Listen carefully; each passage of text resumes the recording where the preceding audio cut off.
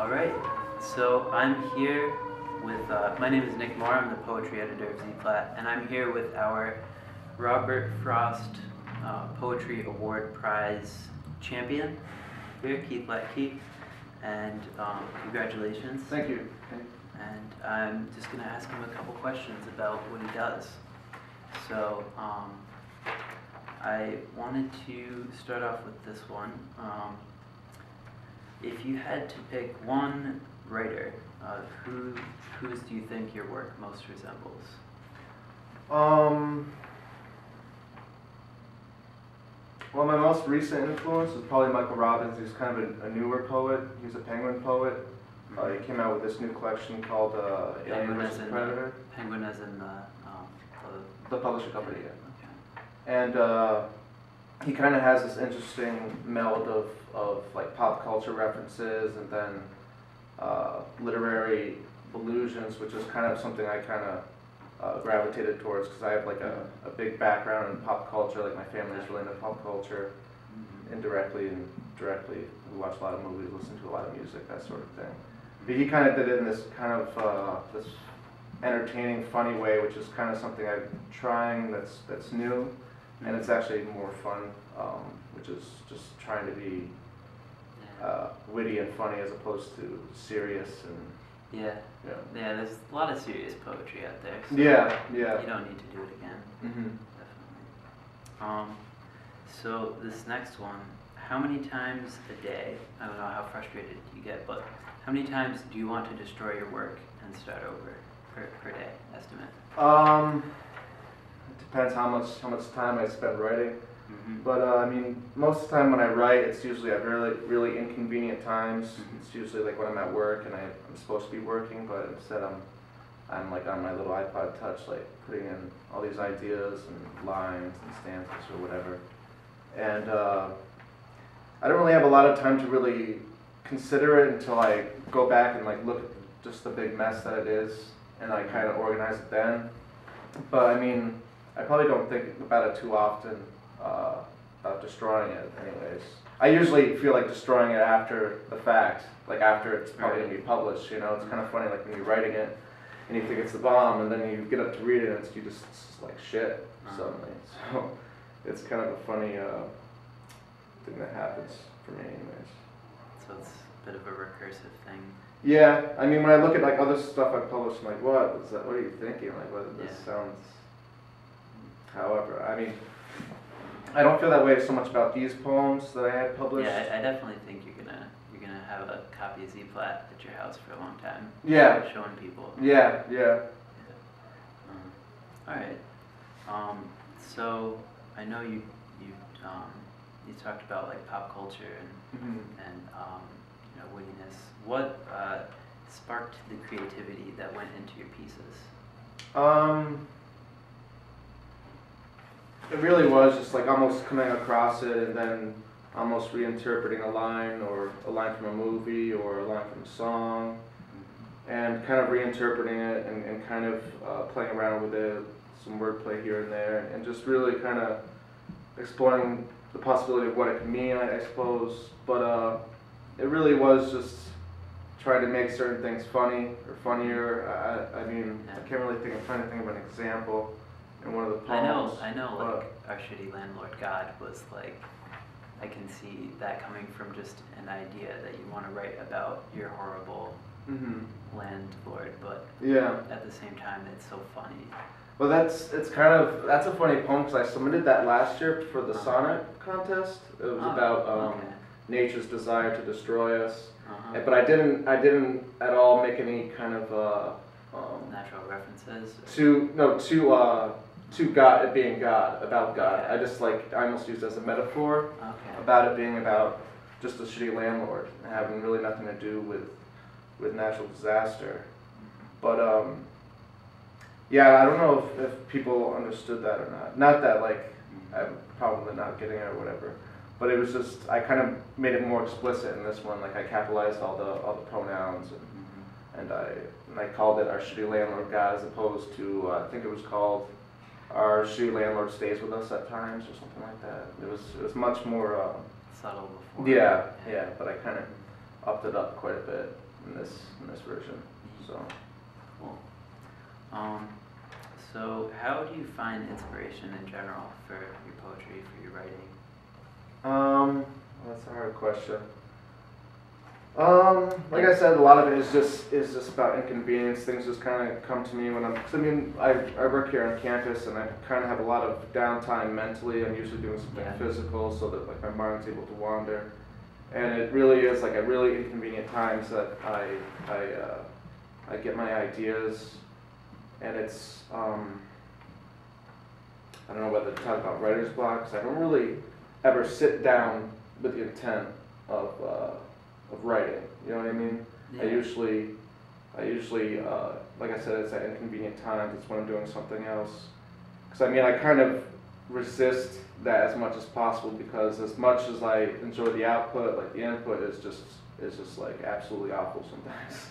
Yeah. You know what I mean? Like just actually sitting down and doing something, which is kind of a flaw, but it works most of the time. Yeah. Yeah. Okay. And then we have some more sort of silly questions, but important still. Do you have a spirit animal? And what is your spirit animal? Spirit animal. What would your spirit animal be? I don't know, maybe a tiger, I don't know. Because, I mean, that's my, the Chinese zodiac, I think I'm a tiger. Okay. So, I don't know. Tigers always strong. Yeah. The sharp teeth they got, so. Yeah, well, it's funny, I go to Jade a lot with my coworkers, and I always like look at them, like, oh, what are you guys? And we already know the answers, we already know what we are, and I always read them like, that's totally not me. I forget what mine says. I should have it memorized, because I've read it probably 100 times, but yeah, I guess a tiger. I don't know. Cool. Alright, well, good choice. And next question. At what age did you discover your passion for writing? I kind of have lost and found it a number of times. I think maybe when I was in 7th grade, it's when I wrote like a poem for one of my English classes, and it elicited like a response from my teacher. She started crying, so then I was like, oh, I'm kind of okay at this. And then and then in high school I had a couple of experiences like that, and then I started here in 2005 as an English major, and then I decided I want to do it, so I decided to do engineering instead. So I went and did that, and I came back here and I wasn't really happy with engineering, so I decided to come back here, and now I'm writing again. And what really kind of made me want to be a writer, basically, is I read Jesus' Son by Dennis Johnson. Okay. That was like a really, that was like a big game changer for me. It kind of just, because I just love that book. I mean, that's my Desert Island book, even though I think it's only 150 pages maybe, I don't even know. I mean, I've read that thing probably front to back 100 times. So, I mean, that was a big influence on me. I think apart from Michael Robbins, what you were saying earlier, like what your biggest influence is, it was probably be Dennis Johnson. So, both his poetry and his fiction, so. Yeah, I think your work seems fairly reminiscent of Johnson. Yeah, especially like my older poetry, I think. What I had published last year, I think was more kind of Johnson, whatever. So. Well, I think you're pretty accurate with. Writing is one of those things you have a complicated relationship with. It's not. I don't think anyone just sort of like discovers a passion for it and it goes well since then. But it's sort of like, you find it, you lose it, you find Jesus, or in your case, Jesus' Son by Dennis Johnson, and it's yeah. No, it is really like that's kind of a sorted path, sorted journey, and it has been. So. Well, this is like a good alternating thing. If you had one superpower, what would that superpower be? I used to have a good answer for this, but I don't know if I have a good answer for it now.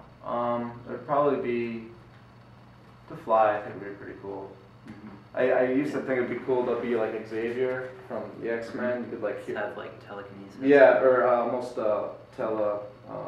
telepathy. Yeah.